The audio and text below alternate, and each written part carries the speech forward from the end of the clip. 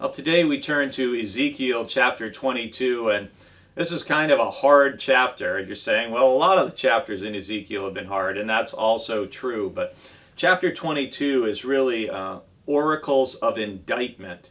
It's a laundry list almost of all the sins that the people have committed. Sins including injustice, violence, slander, adultery, fornication, and extortion. And all these sins have been done not only by ordinary people, but sadly things have been done even by the priests, by the people who are the spiritual leaders, supposed to be the spiritual leaders. And it says in verse 26, its priests have done violence to my teaching and have profaned my holy things. They have made no distinction between the holy and the common, neither have they taught the difference between the clean and the unclean, and they have disregarded my Sabbaths.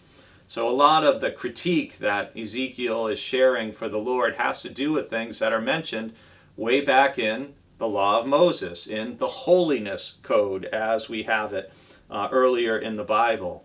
And at the end of the chapter, our verse of the day is verse 30, where the Lord says, and I hear this plaintively from God, and I sought for anyone among them who would repair the wall and stand in the breach before me on behalf of the land, so that I would not destroy it, but I found no one. Isn't that sad? The idea of God searching across a nation, looking for someone who would repair the wall, who would help to rebuild holiness and a community of faith and a community obedient to the teaching of God, and that he looked for someone to stand in the breach on behalf of the land, but found no one. And I think in many ways, this is part of our calling as people of faith, right?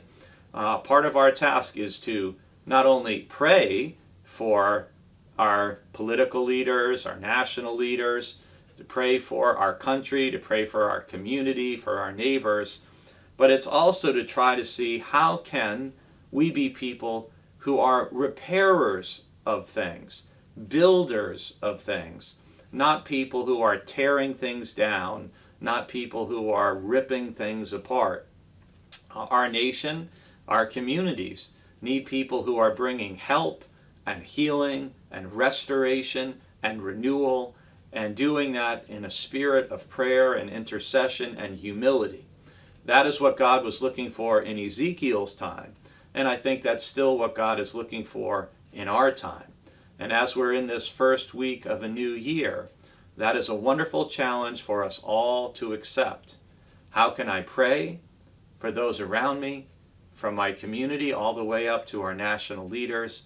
And how can I be someone who stands in the breach and helps to repair and to rebuild in God's name?